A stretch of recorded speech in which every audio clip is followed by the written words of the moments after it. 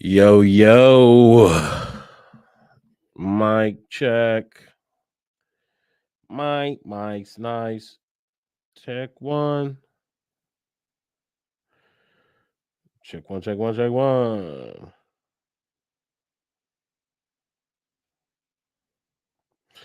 I'm about to check my mic real quick, y'all. Make sure your boy doing all right. Make sure I'm doing all goody. Give me 1 minute.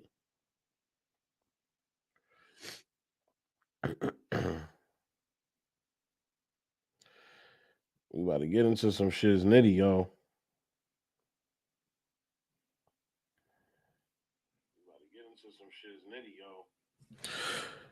Now,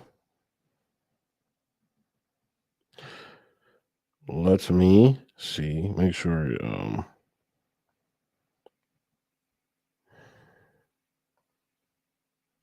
plays the actual videos, because last time I wasn't playing the audio.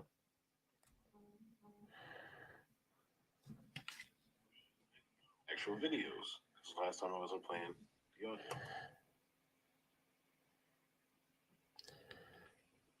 See, I'm glad I checked.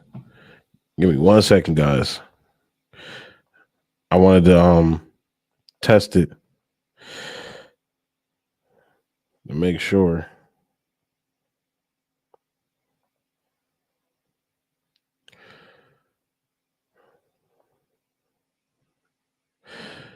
Yep, just what I thought.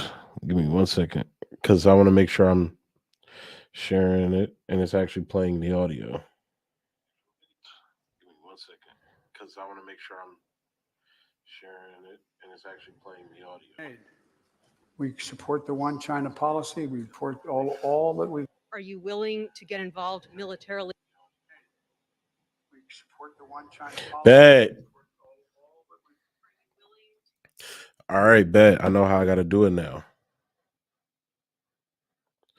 All right, I'm good now. For the sake, let me share this. Let me share this out real quick. Let me share the link out, guys. Motherfuckers. It's been a while since I've been live, so.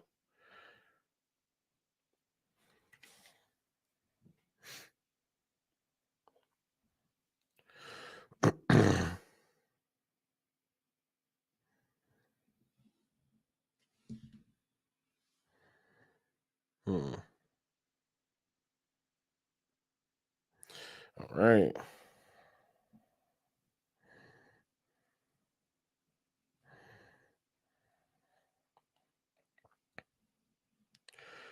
One second. I'm sharing this on the Spears.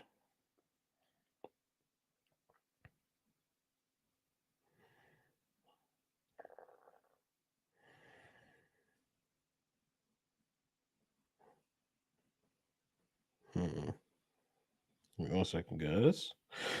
Sharing it on the Topsy page, on the Topsy Instagram, and my personal.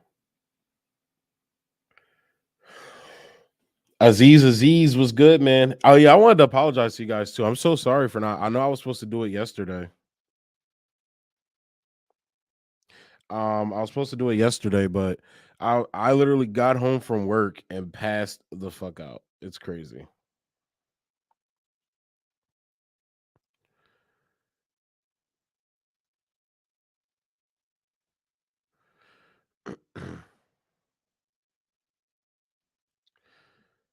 This is dumb.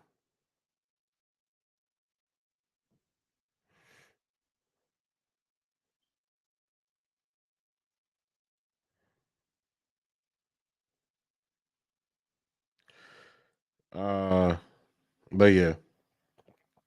So sorry for for not doing the stream yesterday. Literally got home from work, fell asleep. I didn't even do no schoolwork yesterday. Your boy's in school. I do school too, so I didn't even get to do that yesterday. Taking a picture of my sexy self on Instagram.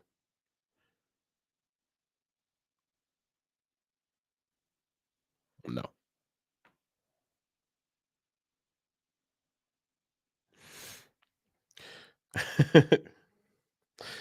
Promotional stuff is lit. Hang on, guys.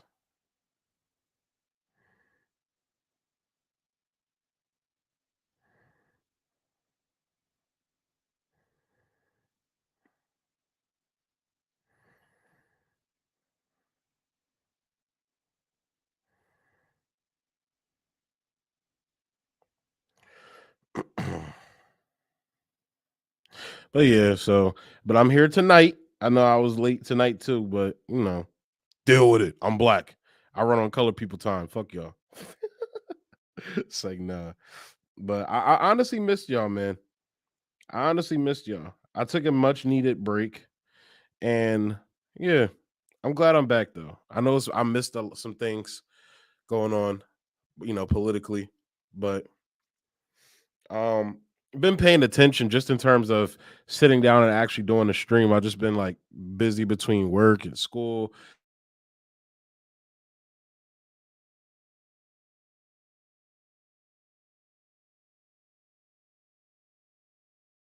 Regular. Let me. I'm still sharing, guys. I know it's a lot. I like to share it to get as many people watching as we can because I feel like I be talking my shit on here and motherfuckers need to know.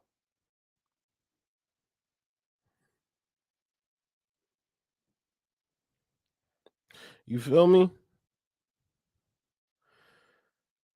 So just give me a minute. We're gonna get started. I know y'all want to hear what I got to say about this Biden China situation.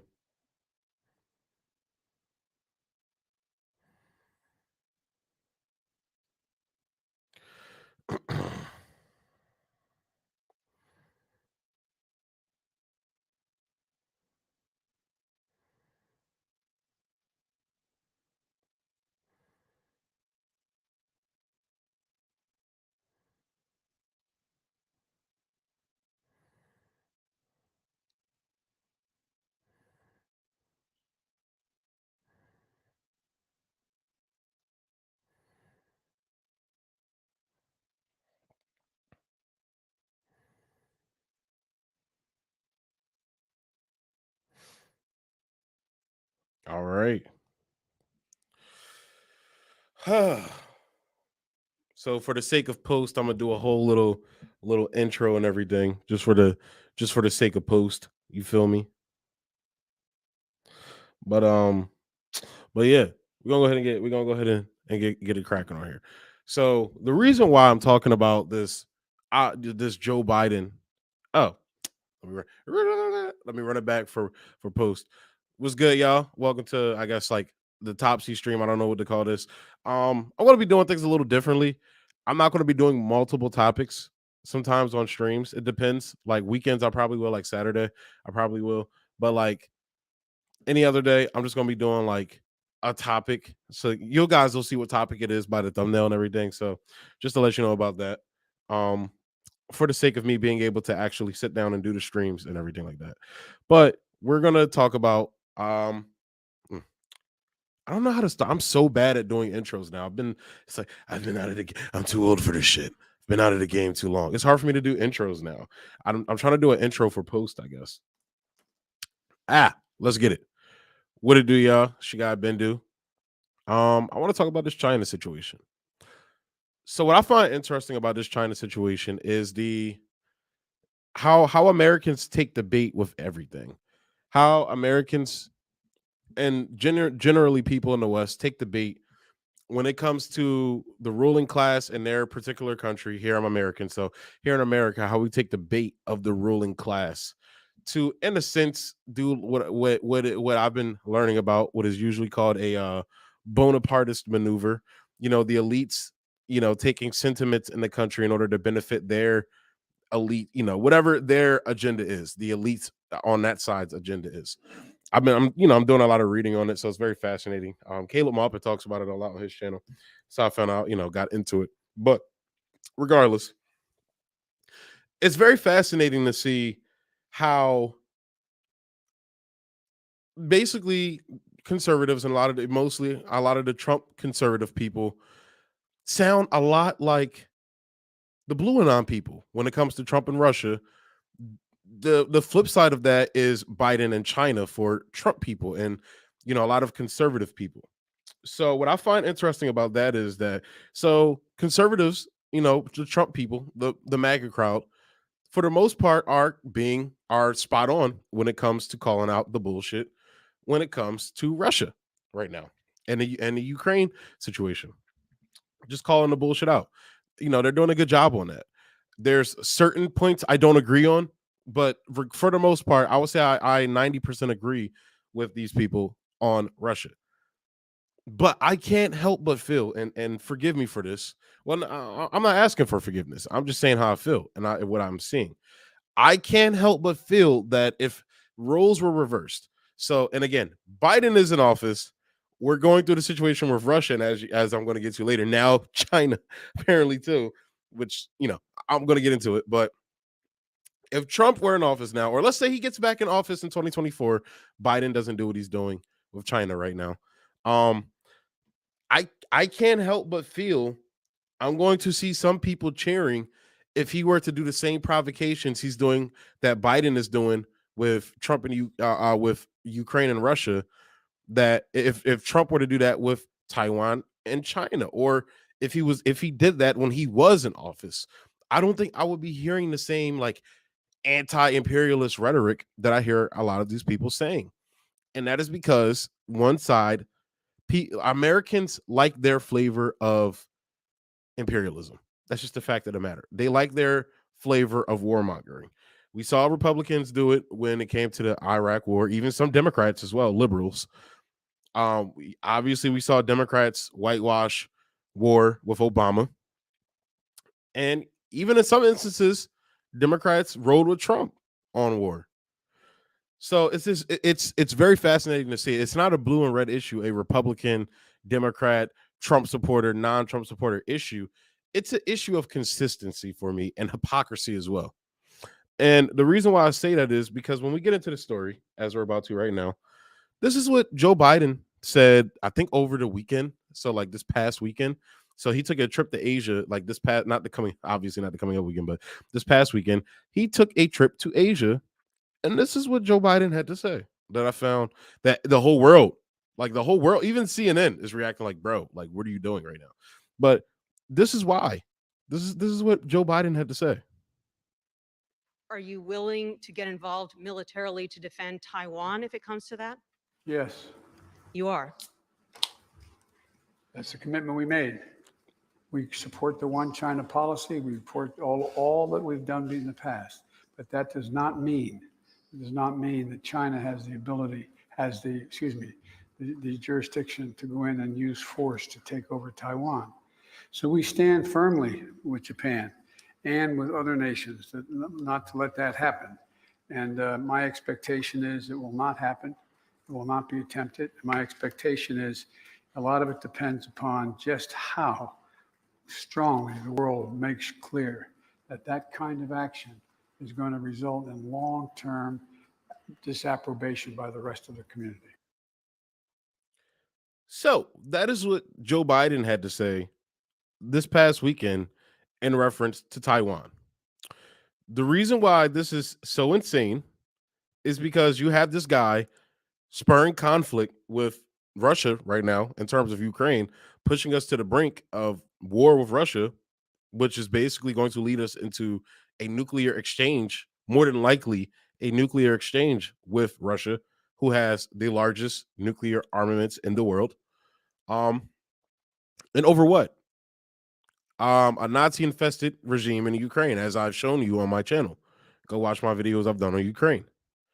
So, but you're having the economic downturn and turmoil from that as well. Now, am I blaming the entire economic situation that we're experiencing here in the West?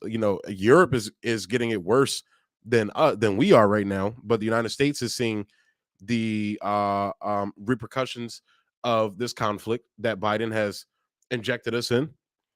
And all the while, he's sending $40 billion to Ukraine. But we're not here to talk about Ukraine. We're here to talk about Taiwan and China.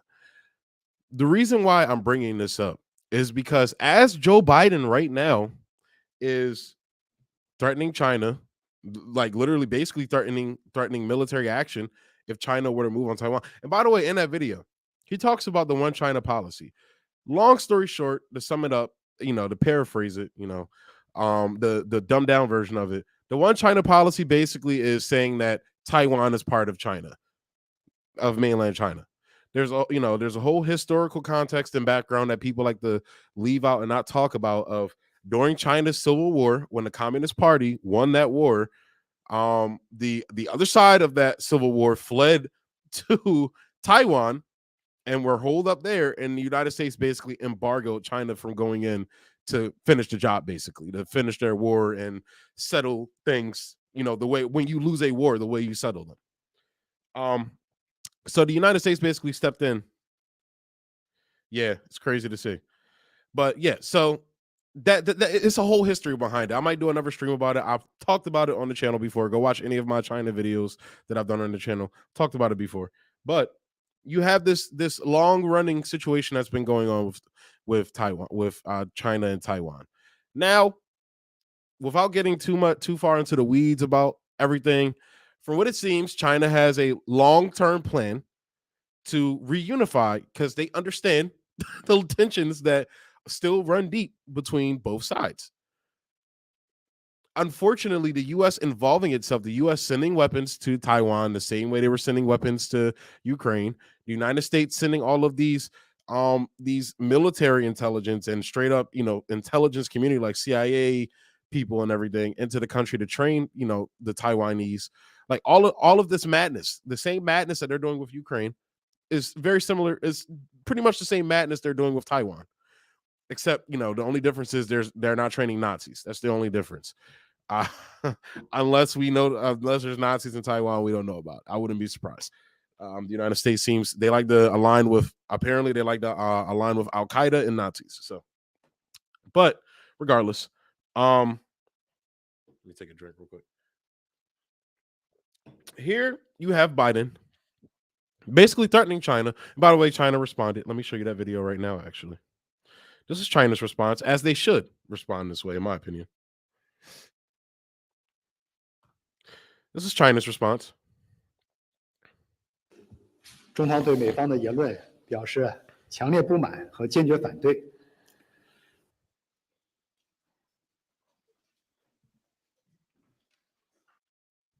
Are you willing to get involved militarily to defend Taiwan if it comes to that?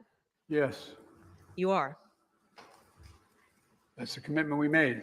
台湾是中国领土不可分割的一部分，台湾问题纯属中国内政，不容任何外部势力干涉。在涉及中国主权和领土完整等核心利益问题上，中方没有任何妥协退让余地。任何人不要低估中国人民捍卫国家主权和领土完整的坚强决心、坚定意志、强大能力，不要站在14亿中国人民的对立面。So that is Taiwan, or that is China responding, basically saying, fuck off, bro. Oh, what are you doing? And there was also some shenanigans on the State Department website where they changed the wording of the United States' support for supposed support for the one China policy. Now, I recognize that we have dumb Americans here. China's a country on both sides. Conservative and liberal, progressive people from both sides that don't know their hole from an ass in the ground when it comes to geopolitics and contextualizing modern events with history, because history plays a part. It's history for a reason. Those events led up to what is happening now in the present day. So that context matters. Most Americans don't understand the context of the conflict between China and Taiwan, and in regards to the Civil War and how that all ended and played. Well, not ended, but how it played out. The fact that it didn't end is the problem. But so with all that going on, Joe Biden continuing Donald Trump's policies against China, which are hawkish as fuck. We already know what it is with Donald Trump and China. You still have people from that Trump crowd. You still have liberals. You still have, well, not liberals on this point, but mostly the Trump MAGA crowd that will run around and call Joe Biden China Joe. aspect that Joe Biden is somehow in the pocket of the Chinese government. Now, understanding the context of what's going on with the whole Hunter Biden laptop story and how there have been ties to China, some Chinese companies, and knowing how much of a hand China has in a lot of their companies there, I understand why people will look at it a certain way. But upon further information being presented, upon further events playing out, you would think that people will look at the situation. Okay, while that happened, it's very clear this guy is not pro-China, given his stances, given the fact that he's continuing a lot of the Biden era, or the Trump era, and even the Obama's pivot to Asia. But the Obama and Trump era policies, running ships through the South China, by the way, South China. Last time I checked, I didn't see China running ships as provocations in the Gulf of Mexico or off the coast of New York City. I'm just saying that, as far as I know, that's not happening. They're not doing that. So this framing of basically Democrats being pro-China is completely and utterly ridiculous when you look at the fact that they're in alignment in terms of our foreign policy in dealing with China. Now, the thing that I want to get to next about all of this, so upon that, seeing that with Joe Biden, that is completely and utterly ridiculous. Now, let's get into the propagandistic elements of them using China, in my opinion, to give Americans a scapegoat. In some instances, I don't think it's working, because while, yes, the Trump MAGA crowd, a lot of those people, and even some independents, like I have a person I associate with, a friend who believes this, but I wouldn't say he's a Trump MAGA person or Biden. I would say he's more in the middle, if such a thing exists.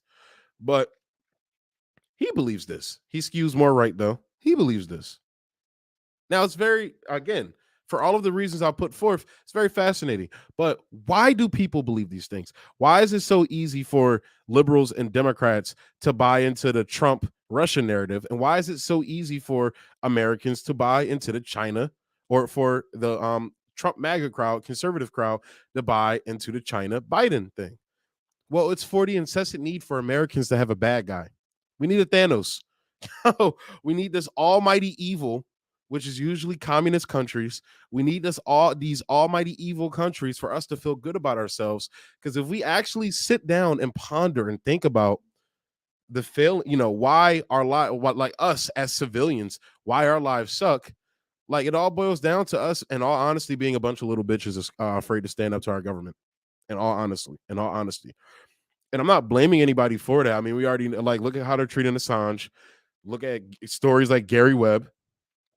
But when you're looking at Josh, was good, bro. I'm talking about Biden and China right now.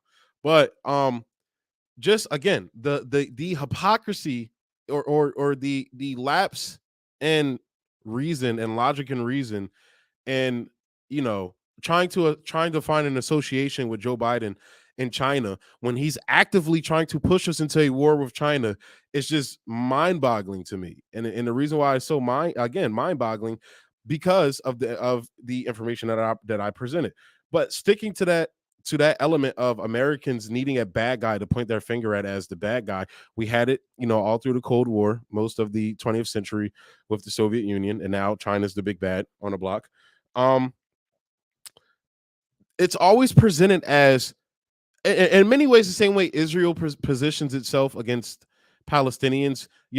Palestinians throwing rocks at them gives them a reason for shooting a journalist, shooting her face off. How dare China put its country next to the resources we want from that country? Same thing with Russia. How dare Russia have its country on our oil refineries and where our oil, gosh darn it, man, like positioning themselves as the victims and China and Russia as the aggressors. You see it with the situation playing out with Russia and Ukraine. Russia is being made out to be the aggressor, but when you actually put the conflict in context with history and understand that, hey, like every geopolitical pundit, every geopolitical analyst, like scholar, people who have actually served in the government as ambassadors and shit has been saying, hey, like NATO expansion is the thing. Stop expanding NATO and you won't get this response from Russia. Like almost as if they're poking, and, all jokes aside, poking the bear. And now Joe Biden is going out poking the dragon. But apparently he's China Joe. He's paid off by China. So, hey, I guess that's just him acting. And it's kind of ironic because DC is usually known as Hollywood for ugly people. So, maybe so. Maybe but cool. But again, sticking to this element of China being the aggressor, right? Let me show you something else that I find very interesting. I find it so fascinating. Most Americans don't even look this shit up. Don't even think to look this up. Where is it at? So if you can see here, let me come here, put it full screen. Damn, I think it is full screen. You can see here. Let me go back. Give me 1 second, guys. You can see here. Can I make it full screen? I'm trying to make it full screen, guys. I'm trying to make it big for you guys. Pause.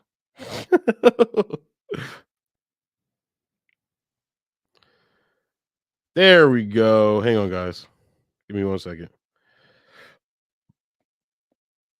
So I can pull up an actual full picture so you guys can see it better.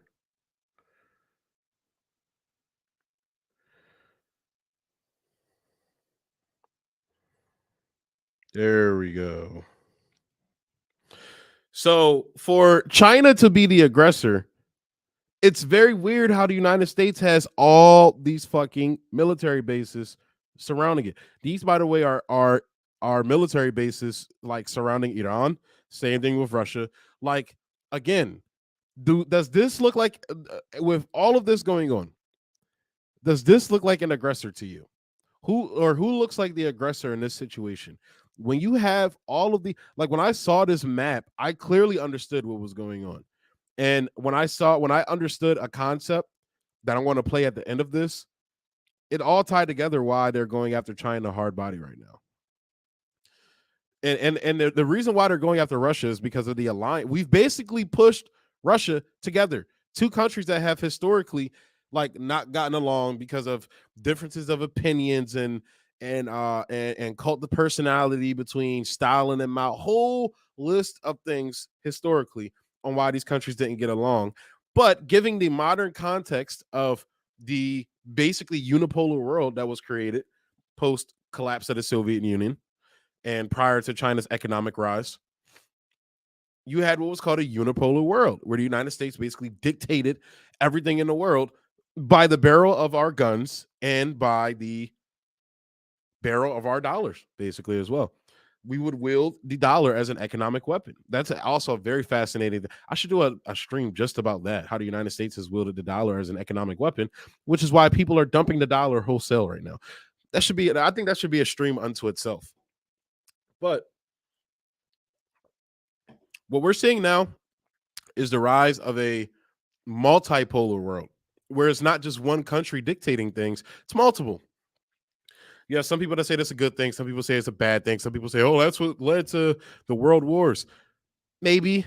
But when you look at the context of what's going on right now, it's basically just two countries asserting their sovereignty.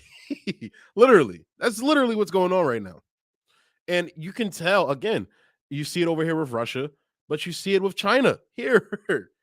You see it in AUKUS as well, this military pact, which is going to come into play with the story I'm about to talk about now with the Solomon Islands. But you see it coming into play there as well. But again, this is a country that is afraid of another for whatever reason so much that they're doing shit like this. Now, on to my next point that I kind of already spoiled for you guys. Sorry about that. But another point that I wanted to talk about on here Give me one sec. I just gotta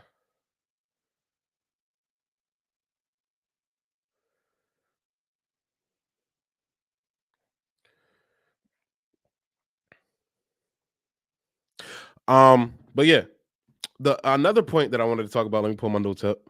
Got my little notes up so I can try and stay on point. So I kind of spoiled it for you guys, but the Solomon Islands. So if you know what's going on, let me pull the story up because I've had this story sitting in the tuck actually for a while. I was supposed to cover it, but on another stream, but I never got the chance to. Let me pull it up. Give me 1 second so I can pull the shiznitty up.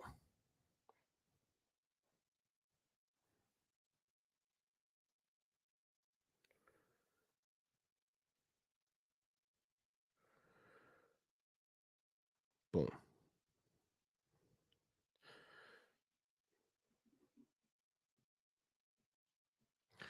All right. China signed security deal with Solomon Islands, alarming neighbors. So one of the things you hear constantly about Taiwan and in regards to China's aggressions and Ukraine in regards to Russian aggression is that they can join whatever military pact and align and associate with whatever countries they want to because they're sovereign nations. Now, Taiwan and Ukraine are different but very similar. You know, they're similar situations, but regardless, this question of sovereignty. When we get into this story, I think you're going to see the hypocrisy of the West, but don't make this an equivalation of, well, this sounds just like China. This is not an equivalation. Okay, the United States and the West fears when it comes to this is completely and utterly ridiculous based upon their own principles, which is why I'm bringing this up. China signed security deal with Solomon Islands, alarming neighbors. It's from the Washington Post. Why a tiny Pacific nation's China deal is getting global attention. The U.S. and its allies say Beijing's security pact with Solomon Islands could threaten stability in a strategically important region. Why is it strategically important? Because of that map of all the bases surrounding China that I just showed you. This is from the Hill. Australian Prime Minister says Chinese naval base in Solomon Islands would be a red line. Japan to send envoy to Solomon Islands amid worry over China pact. Japan, one of our little bitches when it comes to our lapdog satellite states. Japan is sending a vice foreign minister to the Solomon Islands amid worry over a security agreement it struck with China that could increase Beijing's military influence. This is from New Zealand's Prime Minister Jacinda Ardern questions motive for China's Solomon Islands security pact. New Zealand Prime Minister flags Beijing's growing assertiveness in the region while Pacific stuff up haunts Australia's governing coalition going into election. And this is just very fitting that a bunch of white European former colonial powers are trying to tell one of its former country regions it was oppressing how to run their country and what they want to happen with that country when they show some form of backbone and sovereignty. Solomon Islands leader defends possible China security deal, calls backlash very insulting. We find it, and this is what he had to say, we find it very insulting to be branded as unfit to manage our sovereign affairs. Prime Minister Manasseh Sogavare said in Parliament Tuesday, addressing the international backlash. Our security approach is not done in a vacuum and not without due consideration to all our partners. The security treaty is at the request of the Solomon Islands, and we have not been pressured in any way by our new friends. So that's one of the things they like to say. They say the same thing about Africa. These African countries that China is cutting fair deals with, building infrastructure in these countries, okay? Not robbing the country blind, bombing the fuck out of it when they don't want to give up their resources or for whatever reason, not setting up like little AFRICOM strategic centers. Like the United States literally is running military ops, covert military ops out of Africa called literally AFRICOM. Tulsi Gabbard knows all about it. Go tweet at her and ask her about it. because she was over in Africa bragging about it, or she was on Fox News one day bragging about how she was serving America in Africa as we drone strike innocent civilians in the name of combating terrorists that we created. Congrats, Tulsi. Good job. But the security treaties at the request, but they like to say that a lot of these countries are being pressured. It's very insulting too, by the way. There was a dope video I saw of the Barbados prime minister, I believe, or leader, president, whatever they call their leader, where she was talking about it's very insulting that you guys like don't think we can negotiate our own fucking deal. Same thing this guy's saying, as if we can't handle our own foreign affairs. It's as if you guys want to step in and control our country just like you did during the colonial times, huh? It's almost like neo-colonialism is alive and rife, huh? But anyway, he also criticized Australian media over its reports that Beijing is allegedly planning to build a military base in the Solomon Islands, a potential first for China in the Pacific region, regarded by Canberra as its backyard. Let me repeat that. A potential first. So potential as in if this deal were to go through and they say, hey, you could build a base here, potential first. You saw the map I showed you, right? America had a hot girl Cold War, if you know what I mean by that. They're way past their first. Sogavare further defended this move Tuesday, telling Parliament, in moving towards our security needs, we need to diversify. We are a country that has limited security capabilities, and it is clear we will constantly need support. For decades, Australia has enjoyed strong influence among the Pacific Islands as a wealthy donor assisting the aid-dependent nations. And if you talk to any of these aid-dependent nations, if you go talk to Africans, the last thing they fucking want is aid from the United States because it comes with baggage and bullshit that the West uses. They basically use these countries as economic testing grounds, as medical testing grounds. They do all types of horrible shit over there, on top of sending their military and covert operations bullshit over there as well. We don't want it. No, thank you. Bye. But in recent years, China has also become a major player in the region, investing billions of dollars, making these tiny islands the center of a heated power struggle. Australia has an existing security agreement with the Solomon Islands, active since 2018, which allows Australian police, defense, and civilian personnel to deploy rapidly to the islands in the event of security threats. The Solomon Islands government noted that agreement in its statement Friday, saying it will continue to preserve its security agreement with Australia as it develops and deepens its relations with all partners, including China. Sounds like a country like asserting its sovereignty. Actually, not even asserting, exercising its basic sovereignty. Solomon Islands. Jacinda Ardern questions motive for China's Solomons. And I read this to you earlier. This is what she had to say. New Zealand also voiced strong condemnation in a statement Tuesday, adding the possible partnership risks, destabilizing the current institutions and arrangements that have long ensured the Pacific region's enslavement security. I'm sorry.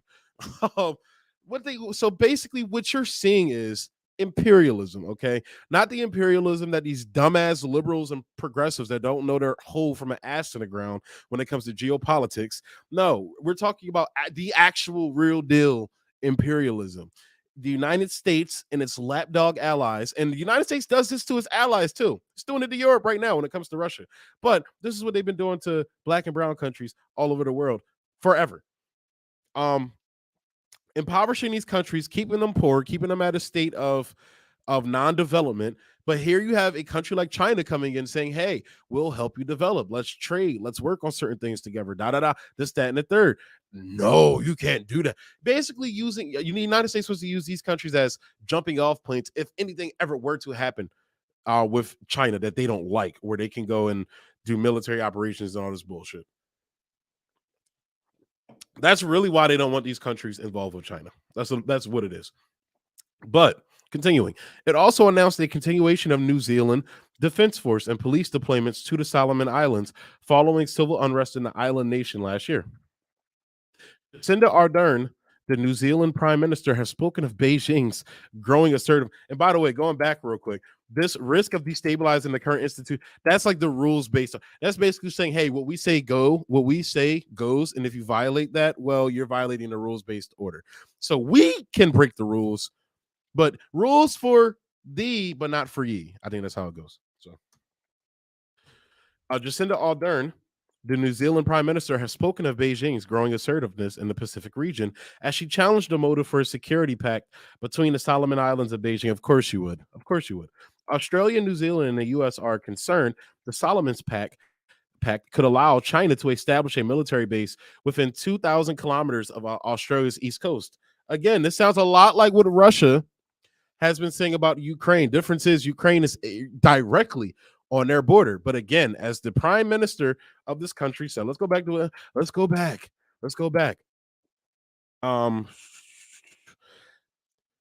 He also criticized Australian media over its reports that Beijing is allegedly planning to build a military base in the Solomon Islands, a potential first for China. So he's saying that's not the case. This is purely trade and building relationships with China, this, that, and the third. So the fact that they're so, look how they're reacting to this. You see, like the United States even sent their own ambassador basically to pressure this government not to do this. The text permits China to make ship visits to carry out logistical replenishment and have stopover and transition in the Solomon Islands. And again, here's the picture. You see how ridiculous this lady sounds when you look at the actual map of what's going on in this fucking region. Speaking to the BBC, Ardern said, one of the reasons we've expressed this disappointment is Australia and New Zealand both have heeded the call of the Solomons for support during recent disruption. And we've again highlighted that should any extended and need exist, we are there to help and support. They don't want your fucking help, though. That's the thing. They're saying, no, thank you. We're going to go work with China. No, thank you. What gap remains that requires such an agreement with China? The fact that they said they don't want to work with you. You see how fucking ridiculous. Kendrick Lamar had this bar, and by the way, that new Kendrick album was fire, but he had this bar in the Black Panther album. What song was it? The song was SZA. He said, you mad that you ain't invited or some shit like that. These motherfuckers, like, they don't want to work with you. No, they said no, thank you. No, usually, like, they talk about no means no a lot. No means no, guys. They said Solomon Islands said no. Leave them alone. They said no.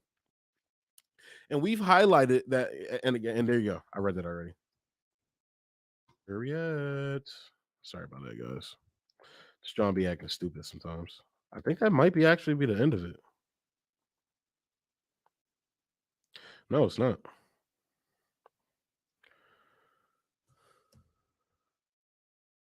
There we go. Yeah, you want to work. The New Zealand Foreign Minister Nanaia Mahuta told RNZ on Thursday morning there had been a lack of visibility and transparency from the Solomon Islands and China over their agreement. Yeah, because this is a sovereign nation. This is another sovereign nation. I don't have to fucking tell you anything. Fuck off. Literally, fuck off. And rejected any notion that its signing was a major foreign policy failure on behalf of Australia or New Zealand. They don't have to tell you shit. China is New Zealand's largest trading partner by a substantial margin and accounts for about a third of total exports, which has led to speculation Wellington is unable to take tough stances on Beijing. And they have it in their country too, these uber China stances, instead of actually building up their country. And I'm going to get to that. We're going to get to that. Ardern rejected the idea that it was time to join AUKUS, the trilateral security partnership between Australia, the UK, and the US aimed at confronting China. So AUKUS is, as they said, this military pact that they're using to aim at China, but they've recently given Australia, to the disdain of France, the United States actually fucked France out of this arms deal with Australia, but to give them these nuclear powered subs and shit like that. Not nukes on the subs, but nuclear powered subs. But still, it's a act of aggression and provocation towards China, where if China was doing that, let's say like China teamed up with Cuba, there's a historical context with that Russia, but they teamed up with Cuba and gave Cuba a bunch of fucking nuclear powered submarines. See how the fucking United States would react to that shit.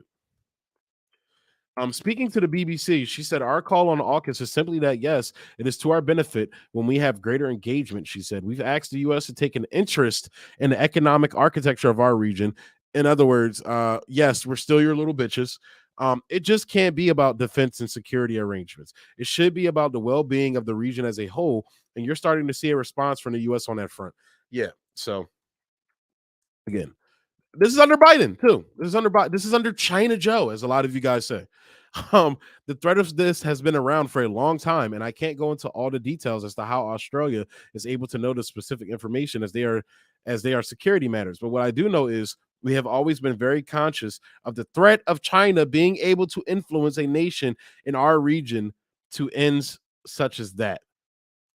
So cooperation between two sovereign nations is a threat to you. Why? Where there's not even a guarantee it's going to be military. Huh? It's almost as if you want this country to stay poor and dependent on you. That's what it sounds like to me. Morrison added that China was an autocratic nation that is not playing by the normal rules on how they seek to influence other nations in our region.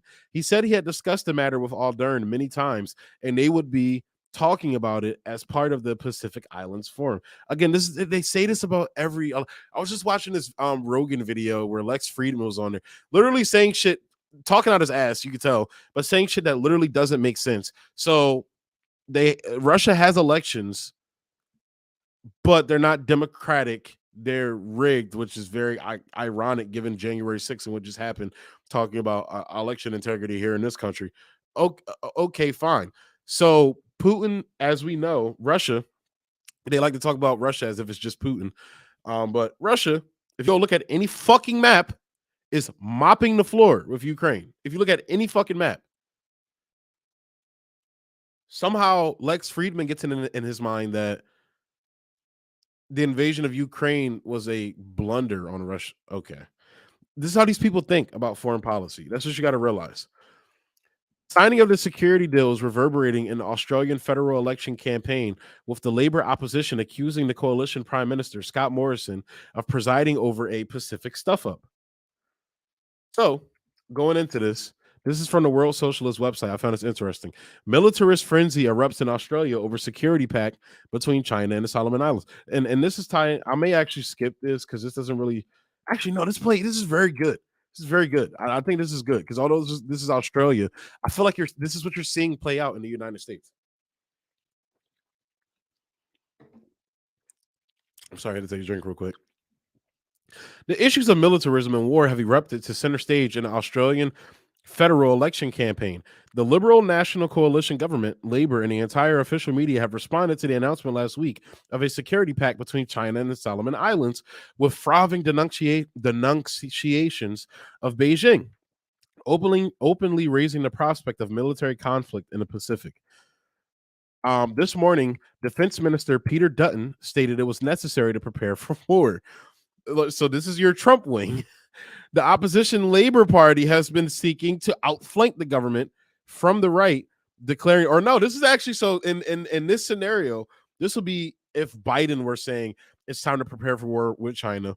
And then the Republicans will respond to opposition has been seeking to outflank the government from the right. So it's actually flipped vice versa. But regardless, this is Bonapartism. In my opinion, this is Bonapartist infighting of who can point the biggest finger at China bad. Who can say China bad the loudest, in my opinion?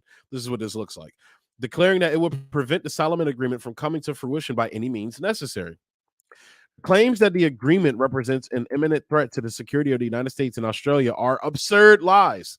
The Solomons are almost 10,000 kilometers from Los Angeles, over 1,600 kilometers from Northern Australia, like the other Pacific Island nations. The Solomons, with a population of fewer than 700,000 people, is beset by poverty and a lack of rudimentary infrastructure. So all of that aid they're talking about, what do you lack? Obviously a lot, because they're living in fucking abject poverty.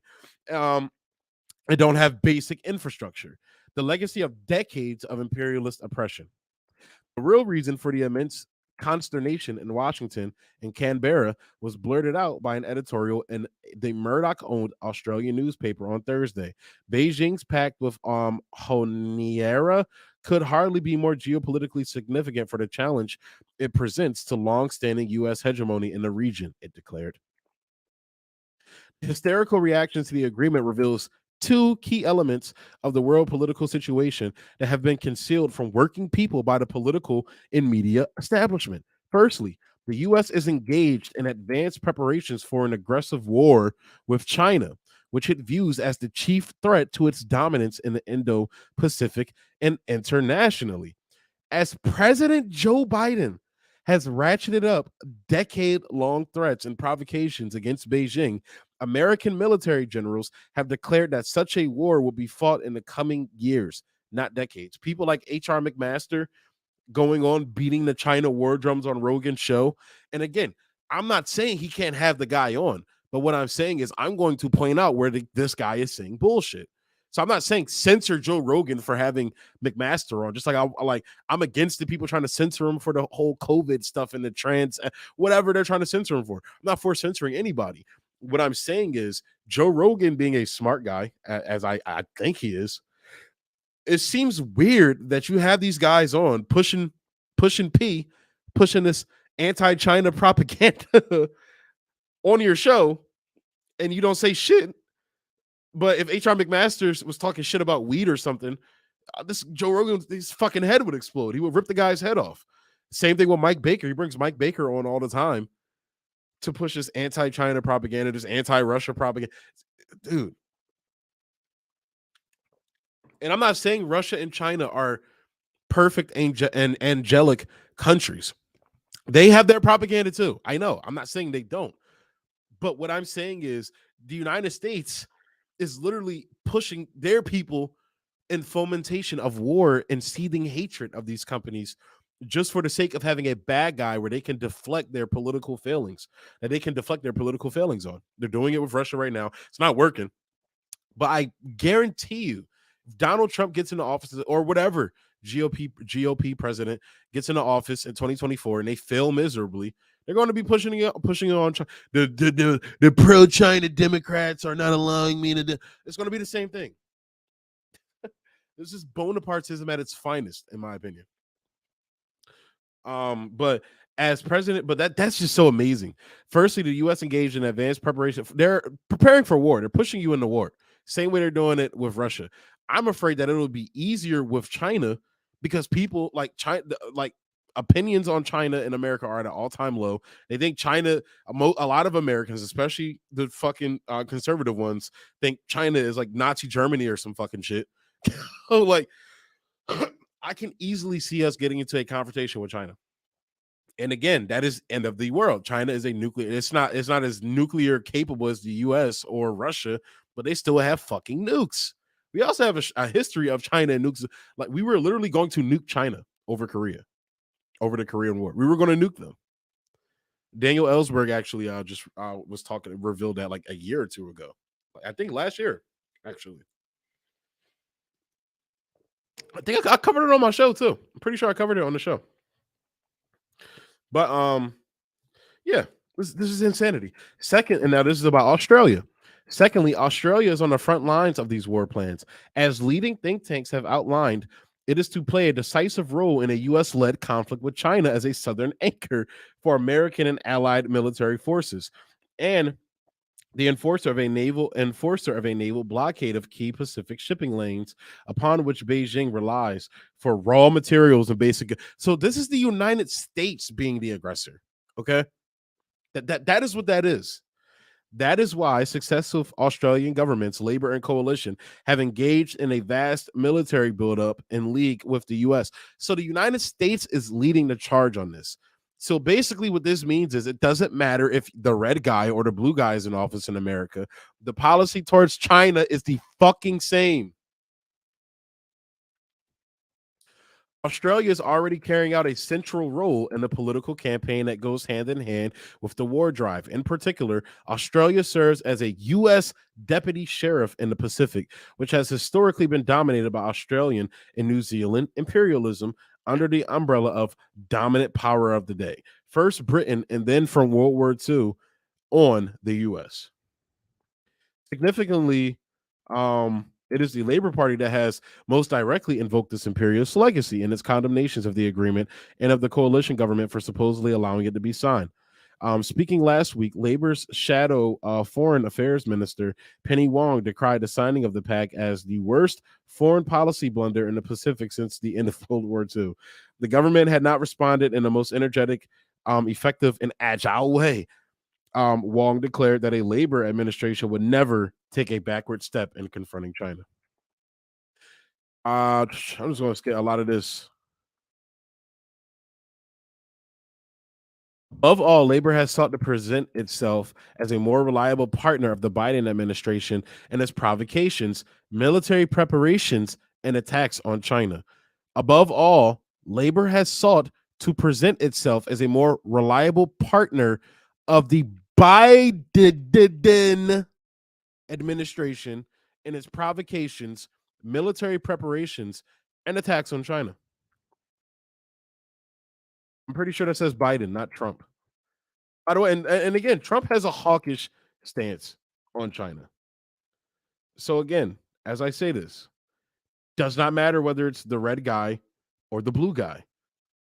They both have the hawkish stance towards China. Why is that? Why is that?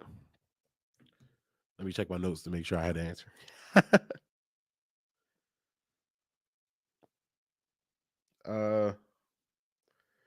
Oh no, it's not time to answer that question yet. So hold that thought. Hold up. Let me do.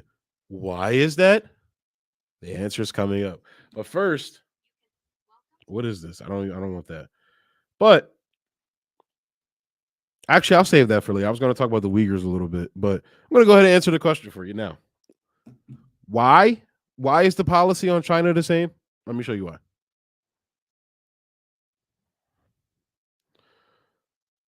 So this is KJ No. He's a foreign policy guy. He talks about it all the time. This is why. The US is originally expected China to collapse like the Soviet Union or to assimilate as a junior partner in this global US-led neoliberal system. Of course, that didn't happen, especially in 2008, when it became clear that the US-led neoliberal system had collapsed around its own ears. That's when the daggers came out. So the US ruling classes are desperate to erase China and its example. It offers a threatening alternative model of development that is non-capitalist, non-Western, and non-colonial. And also it undermines the West's neo-colonial domination of the third world and its debt-trap-based forced underdevelopment, subservience, and expropriation. So the ruling classes in the West will go to war to prevent this. This is what we're facing right now.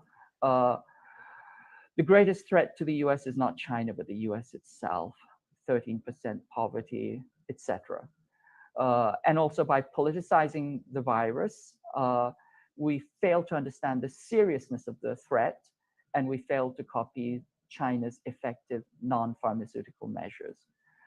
So we are in a moment of total deceit. Our work is cut out for us. We have to prevent the war, but more than that, we have to prevent the first casualty, which is truth.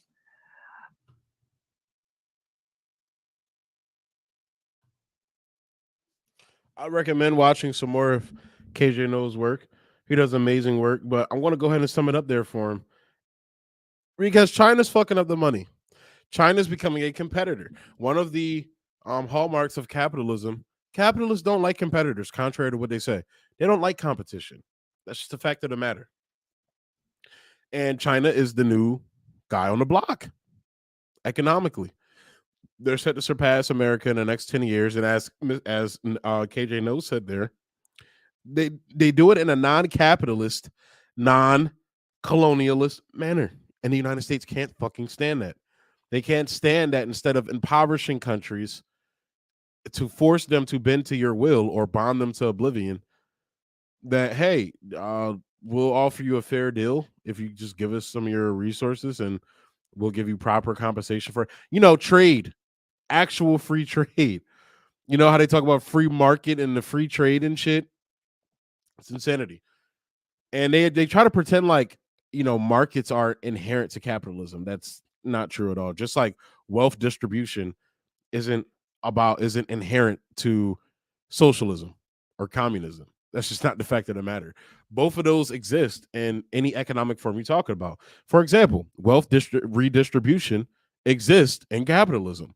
You have wealth distribution coming from the poor working class into the pockets of Wall Street, the weapons manufacturers, the pharmaceutical companies, and the et cetera, et cetera. So, these logical like fallacies that they have put us in, the propaganda that they've brainwashed us with, it's real. And it's done a number on Americans, I believe. But to conclude everything going on right now, I cut out the whole Uyghur section because I felt like it really didn't go in. So I might do a separate stream about that. But to conclude, I think that not even think. I think it pretty much says for itself that the United States doesn't it wants a unipolar world, okay? It wants the United States' way or no way. And unfortunately, the United States is a failed state, but it's a failed state with nuclear weapons. And that is a scary thought going forward with the situations going on in Ukraine. And now with Joe Biden, China Joe, as you guys like stupidly like to call him, is ramping up provocations over Taiwan as well, pushing us closer to a war with China over Taiwan. And it's just, it's so sad to see Americans as they describe there, basically, you see it going on in a lot of these Western countries, these Eurocentric, Euro-dominated countries. You see it going on in a lot of these countries where they're, basically pointing the finger at China bad for the failings and shortcomings of their own governments and their own economic systems and models. And as those economic situations get worse for the people here, they're going to continue pointing the finger at Russia, pointing the finger at China, but more importantly, China. And my biggest fear here is that while you have a certain portion of Americans that can see through the bullshit when it comes to Russia, I'm afraid those same people will not see through the bullshit when it comes to China. And that is why I went through this whole, I guess, monologue and spiel, is because that it's very sad to see Americans fall for it. It's very sad, but what can you do? So there you have it, guys. The live stream for you. Hope you enjoyed it. That was just, honestly, this is just something that was on my mind. I had a debate with a friend about it, and I just found it interesting, and I found honestly funny that Americans are still this dumb, in my opinion. Honestly, like, just to put it, frank, to say it frankly. So, but guys, your boy has to go ahead and tune out. Thank you, everybody that tuned in. Thank you, everybody that commented. I hope you enjoyed the stream. I hope it was informative for you guys. I might have one tomorrow. I'm gonna pick a topic, just talk about it, I guess. So tune in tomorrow, guys. But yeah, thanks for tuning in. Peace. Be easy.